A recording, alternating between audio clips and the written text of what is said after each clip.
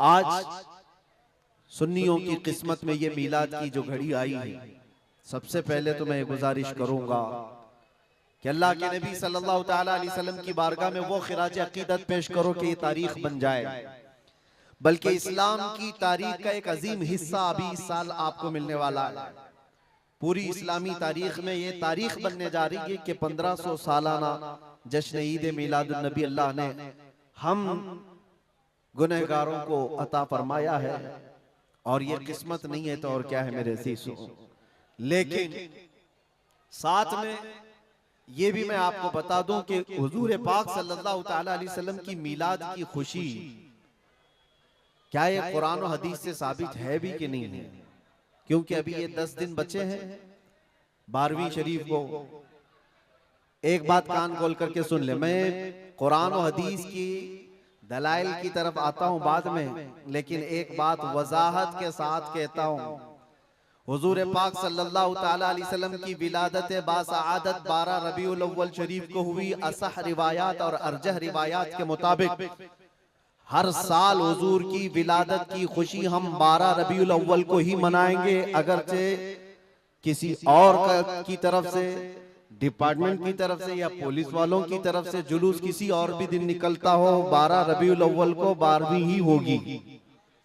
हुजूर पाक सल्लल्लाहु ताला अलैहि वसल्लम की विलादत 12 रबीउल अव्वल शरीफ को हुई और ये कयामत तक डेट बदली नहीं जाएगी इंशाअल्लाह। और जो कुरान और हदीस की बात मैं अर्ज कर रहा हूं, सबसे बड़ी बात तो ये है, आप रसूल पाक सल्लल्लाहु अलैहि वसल्लम को खुदा समझते हैं या खुदा का रसूल समझते हैं?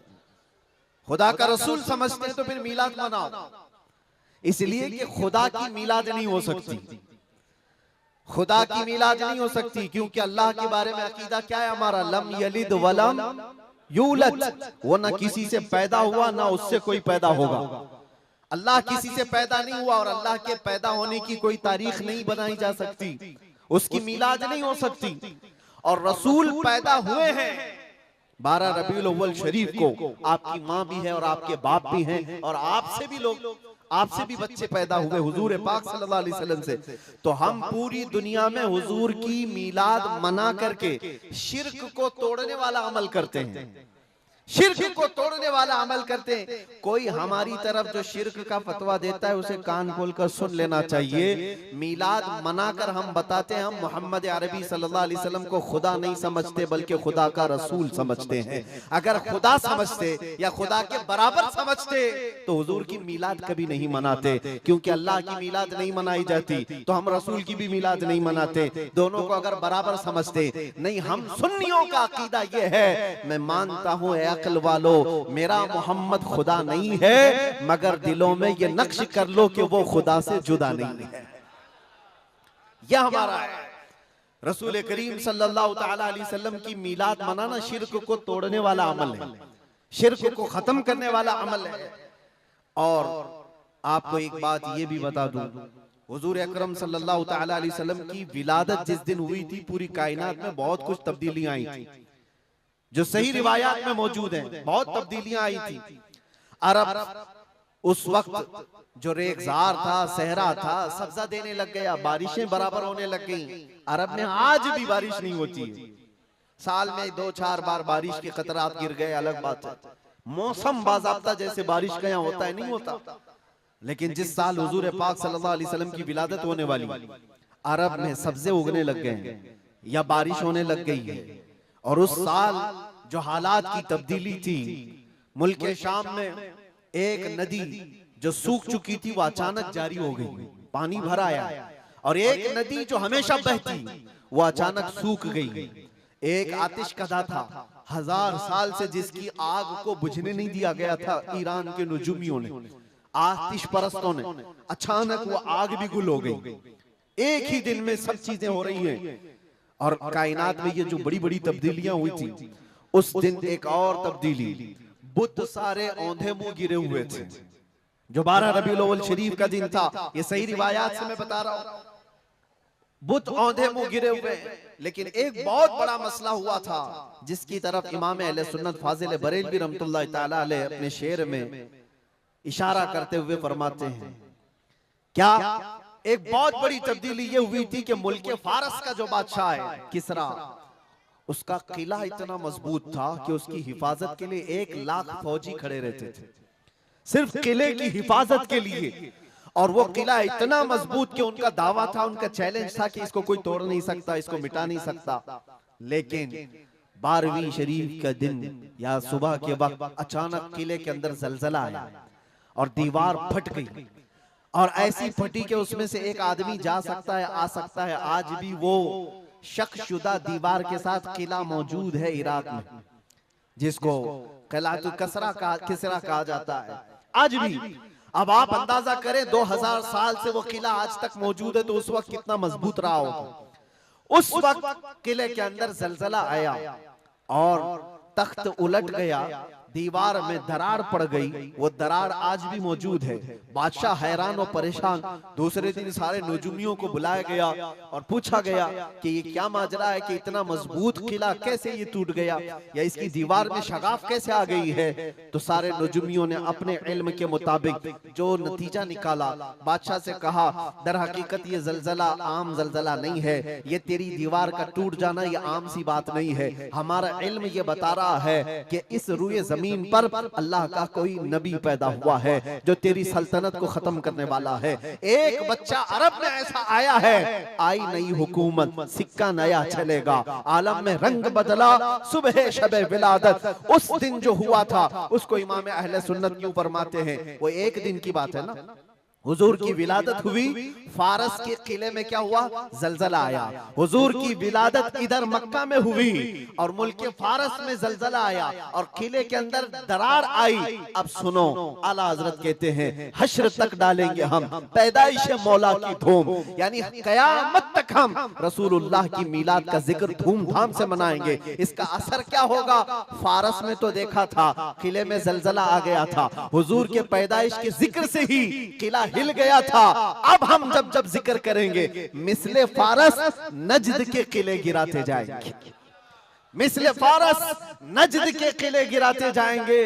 आज जिन लोगों के किले गिरते हैं या हिलते हैं वो जिक्र मुस्तफा से ही गिरते हैं, लेकिन उसका हमें कुछ असर नहीं होना चाहिए। खाक हो जाएं अदू जलकर मगर हम तो रजा, दम में जब तक दम है जिक्र उनका सुनाते जाएंगे। अजीजा ने गिरामे वक़ार, मैं बहुत छोटे से वक्त के लिए आपके पास आया हूं, लेकिन एक अजीम मैसेज देकर के कि मिलाद मुस्तफा सल्लल्लाहु अलैहि वसल्लम के मौके पर सारे सुन्नियों को ये चाहिए कि सिर्फ झंडे लगाने और कुमकुमे लगाने और बड़े बड़े नारे लगाने से ही ईद मिलादुन नबी का आप एहतमाम नहीं कर रहे हो, बल्कि हर सुन्नी आशिक रसूल को चाहिए कि वो इस मौसम में नहीं बल्कि पूरी जिंदगी उसकी है, लेकिन इस मौसम में खास तौर पर अपने नबी पाक सल्लल्लाहु अलैहि वसल्लम की सीरत तो पढ़ ले, मेरे आका सल्लल्लाहु अलैहि वसल्लम की बायोग्राफी मालूम हो जाए, हुजूर पाक की जिंदगी को समझ जाएगा।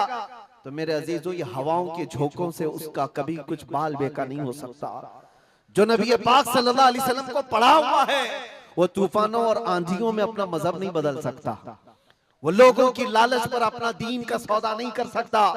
ये वही लोग हैं जो दीन के सौदा करते हैं जिन्होंने अपने नबी को नहीं पढ़ा। हुजूर पाक सल्लल्लाहु अलैहि वसल्लम को जिन आंखों ने एक बार देखा है वो सहाबा की जिंदगी तो देख लें, उनको खोलते हुए तेल में भी डाल दिया गया, मगर दामन मुस्तफा से हाथ हटाना तो दूर की बात है, जुबान पर लफ्ज लाना भी उन्होंने कभी गवारा नहीं किया।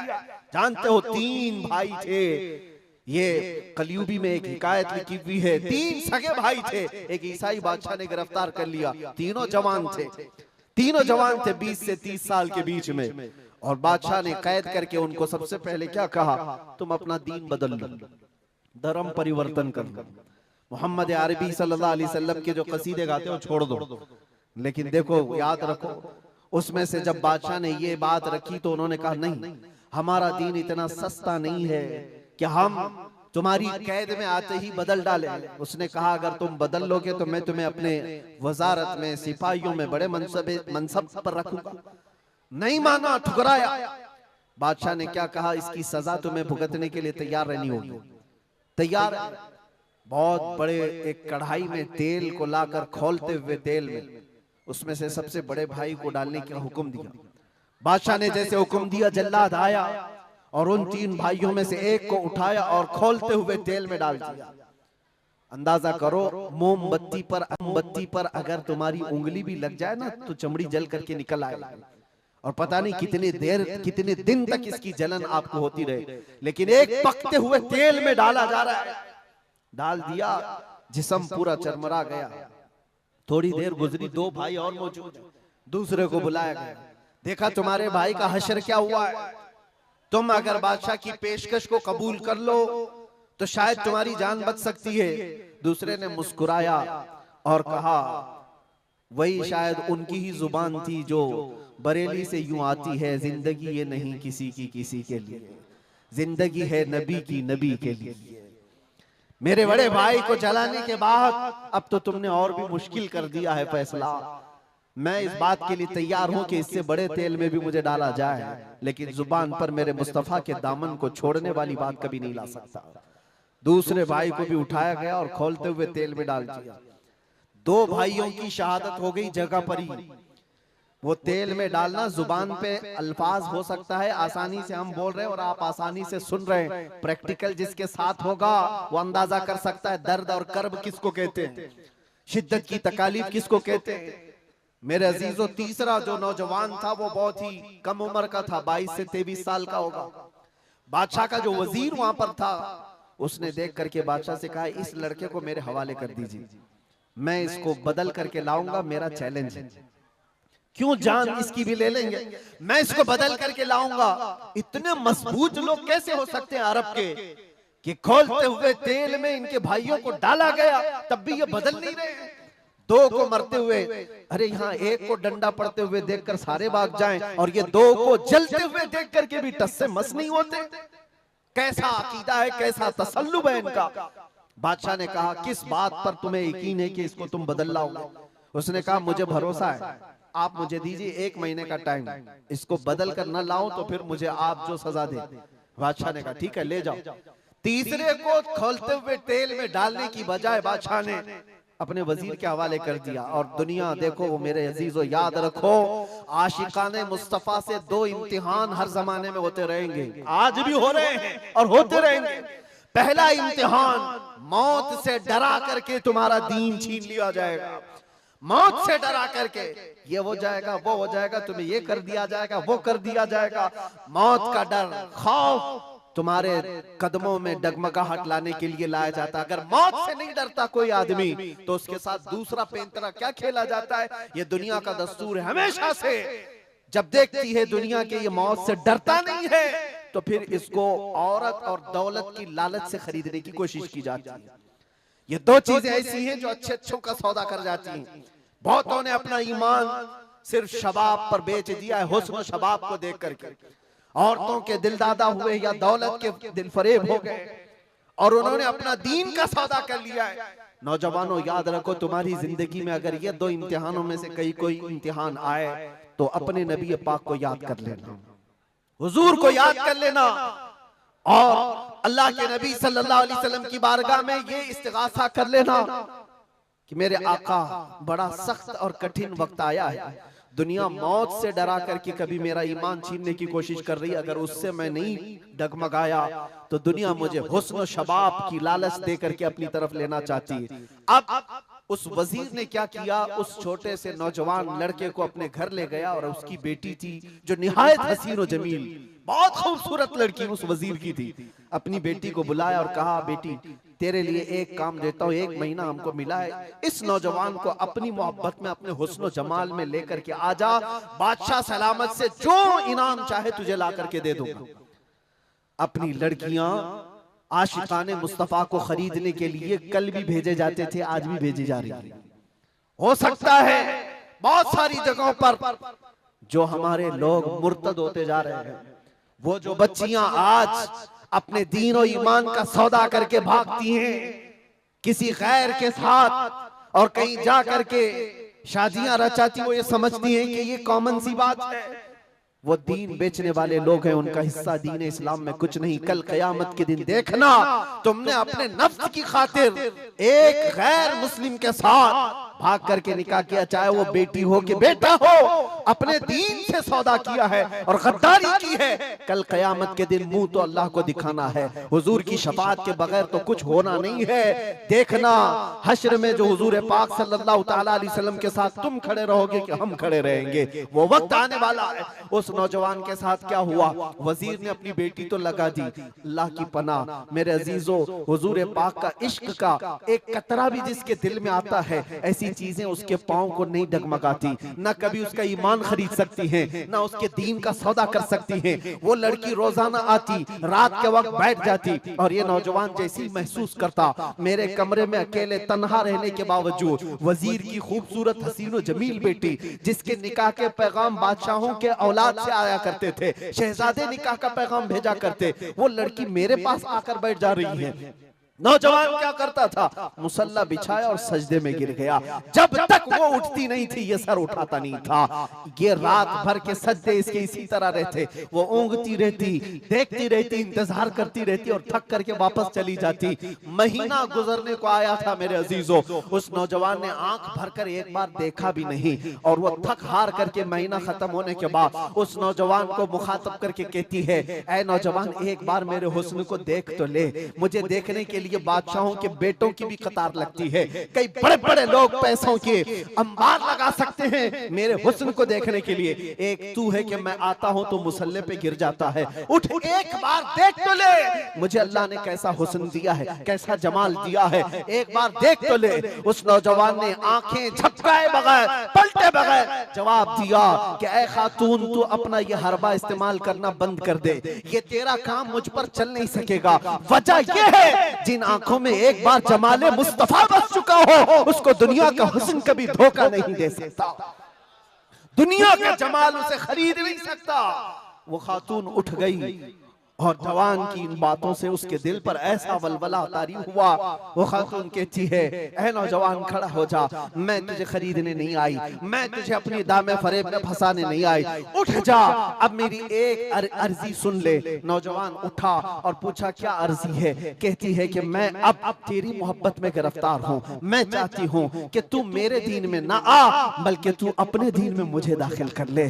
जिसके हुस्न ने तेरी आंखों को ऐसा बाकमाल बनाया है कि तन्हा होते हुए भी कभी तूने मेरे हुस्न को नहीं देखा, मैं चाहती हूँ कि उस हुस्न के पैकर जमाले मुस्तफा की मैं भी दिलदादा हो जाऊं। उस नौजवान को उठाया और कहा, मुझे पढ़ा दे ला इलाहा इल्लल्लाह मुहम्मदुर रसूलुल्लाह। हर जमाने में आशिकाने मुस्तफा जो होते हैं, हर जमाने में जो आशिकाने मुस्तफा होते हैं, वो दूसरों की छाप अपने ऊपर लेते नहीं हैं, बल्कि जहां जाते हैं अपनी छाप दूसरों पर छोड़ करके आते हैं।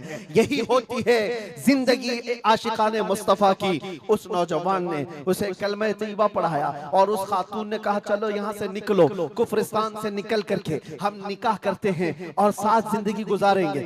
तवज्जो चाहता हूँ, तवज्जो चाहता हूँ, ये मेरी बात को खत्म होने दो। ऐ नौजवानों, आज तुम्हें कोई बहकाने वाला, खोलते हुए तेल में डालने वाला नहीं है, उसके बावजूद तुमने पता नहीं अपने कितने घंटे ये सारे सोशल मीडिया पर आई हुई ऐसी हसीना और जमीलाओं के पीछे अपनी रातें बर्बाद कर डाली। तुम्हें पता नहीं ये आंखें अल्लाह ताला ने तुम्हें किस लिए दिए हैं। दुआ ये करो कुछ ऐसा कर दे मेरे किरदिगार आंखों में, हमेशा नक्श रहे रूए यार आंखों में। उन्हें न देखा तो किस काम की है ये आंखें कि देखने की है सारी बहार आंखों में। अजीजा ने गिरामी, उस नौजवान ने उस खातून की बात सुन ली और कहा, चलो मुझे इस जगह से, इस कैद से निकालो, हम ये शहर छोड़ देते हैं, ये मुल्क छोड़ देते हैं। उस खातून ने उस नौजवान को आजाद किया और साथ लेकर चल पड़ी, शहर भी छोड़ दिया, बाहर निकल पड़े। रात का वक्त है, अचानक वो आधा रास्ता तय किए कि पीछे से घोड़ों के दौड़ने की आवाज आई। तवज्जो चाहता हूँ, एक फौज आ रही है और हिनहिनाने वाले घोड़ों की आवाजें आने लगी। दोनों डर गए, नए लोग हैं, नौजवान लड़का है, नौजवान लड़की है और शहर से भागे हुए हैं, दीन इस्लाम कबूल करके निकले हुए हैं। बादशाह को हो सकता है खबर हो गई होगी, वजीर को पता चल गया होगा कि कैद से निकला हुआ ये फरार मुजरिम हमारा शहर छोड़कर जा रहा है। पूरी फौज आती हुई नजर आ रही थी। ये दोनों एक दरख्त के पीछे ओट पर छुप कर खड़े हो गए। पता नहीं अब इसके आगे क्या होने वाला है, हमें गिरफ्तार कर लिया जाएगा, हो सकता है हमारा भी अंजाम वही होगा जो हमारे दो भाइयों के साथ हुआ।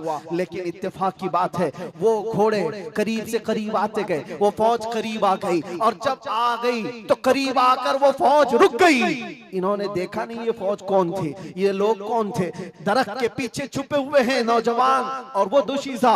अचानक आने वाली फौज में से एक गरजती हुई आवाज आती है। नाम लेकर के नौजवान का पुकारा जाता है, ऐ फलां बिन फलां बाहर आ जा, बाहर आ जा। बाहर ये नौजवान आता है तो देखता है बादशाह की फौज नहीं है, वजीर की फौज नहीं है, बल्कि वो दोनों शहीद भाई घोड़े पर सवार है, और सारी फौज में रसूलुल्लाह के वो शहीद सहाबा तशरीफ लाए हुए हैं। नारे तकबीर, नारे रिसालत, नारे रिसालत। ये नौजवान घबरा गया और पूछा, मैं अपने भाइयों को देख रहा हूँ घोड़ों पर सवार हैं, चंद दिनों पहले बादशाह ने खोलते हुए तेल में इनको उड़ेल दिया था, इनके जिस्मों को जला दिया था। ये देख करके आप कपकपी जिस्म पर तारी है, भीगी आंखों से पूछने लगा, बड़े भाई आप लोगों को जला दिया गया था, तेल में खोलते हुए डाल दिया गया था, आप लोग यहाँ कैसे आए? दोनों भाइयों ने कहा, ऐ मारे नन्हे भाई, क्या तूने कुरान की आयत नहीं पढ़ी, वला तक़ूलू लिमन युक़तलु फी सबीलिल्लाहि अमवात, अल्लाह की राह में जो मारे जाएं उन्हें मुर्दा न कहो। नौजवान ने पूछा, तुम्हें दर्द कितना हुआ होगा जब जलाया गया था, खोलते हुए तेल में डाला गया था, कर्ब कैसा था, तकलीफ कैसी थी? तवज्जो चाहता है नौजवानों, इश्क़ मुस्तफा में बर्दाश्त किया हुआ दर्द कुछ नहीं होता है। उन नौजवानों ने कहा, दर्द कौन सा, कर्ब कौन सा, तकलीफ कौन सी? तूने हमें डालते हुए देखा है, खोलते हुए तेल में, जलती हुई चमड़ी देखा है, लेकिन हमें दर्द का एहसास नहीं हुआ, इसलिए कि जिस वक्त जल्लाद हमें तेल में डाल रहा था, सामने तो हमें जमाले मुस्तफा नजर आ रहा था। जहां मुस्तफा का हुस्न हो फिर दर्द किस बात का, कर्ब किस बात का? इसीलिए तो सहाबा का ये नारा था, या रसूलुल्लाह, या रसूलल्लाह, कुल्लु मुसीबतिन बादका जुललुन, ऐ अल्लाह के रसूल अगर आप हैं तो फिर हर मुसीबत हल की है।